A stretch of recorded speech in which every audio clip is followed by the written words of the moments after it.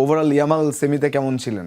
না, ইয়ামাল জামাল আসলে তার যেই মানে ফর্ম এবং তার যে থ্রেটেবল রান উইথ বল উইদাউট বল এবং প্লেয়ারকে অ্যাসিস্ট করা বা ট্রাই করা ক্রস করা, সেগুলোতে আসলে সে খুবই ভালোভাবে নিজেকে মেলে ধরেছেন। আসলে এইসব ম্যাচে কিন্তু এরকম লেভেলের প্লেয়ারকে আমি আপনাকে গতকালকে বলেছি যে তাদেরকে স্টেপ আপ করতে হয় এবং তারা এইসব ম্যাচের জন্য ওয়েট করে।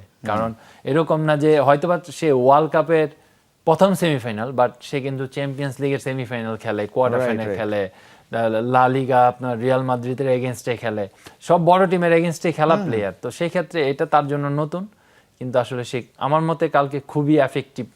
তবে যে তুলনাটা করা হচ্ছিল এমবাপ্পে এবং ইয়ামালের মধ্যে, সেই এমবাপ্পে একেবারে নিস্তেজ ছিলেন। আমরা এমবাপ্পে ভার্সেস যদি এই স্পেন দেখি, অন্তত এই ম্যাচটায় তিনি খুবই নির্বিষ ছিলেন। সবাই হয়তো একটু অবাকই হয়েছেন। ওভারঅল 0.09 এক্সপেক্টেড গোল, চান্সই ক্রিয়েট করতে পারেননি। ডুয়েলস দেখুন 11টার মধ্যে মাত্র 2টা জিতেছেন, 0 অন টার্গেট 3টা শটের মধ্যে এবং 14 পজিশনস লস্ট, সাকসেসফুল ড্রিবলস 6টার মধ্যে একটা, 3 অফসাইডস, মানে সব মিলিয়ে একটা অফ ডে। দাদা আমার কাছে মনে হয় ইয়ামাল ভার্সেস এমবাপ্পে না, এমবাপ্পে না, আমি এখন উল্টা বলবো, কোভার্সি ভার্সেস এমবাপ্পে। কিন্তু যেহেতু দুই তারকা, তাদের দিকে একটা বাড়তি নজর ছিল, তারা কেমন করেন দলের হয়ে সেই জায়গায়। না, এটা তো দাদা অল অ্যাবাউট আপনার আসলে এমবাপ্পে আপনার ধরেন ওয়ার্ল্ড কাপের বেস্ট ডিফেন্ডারদের এগেইনস্টে খেলছে।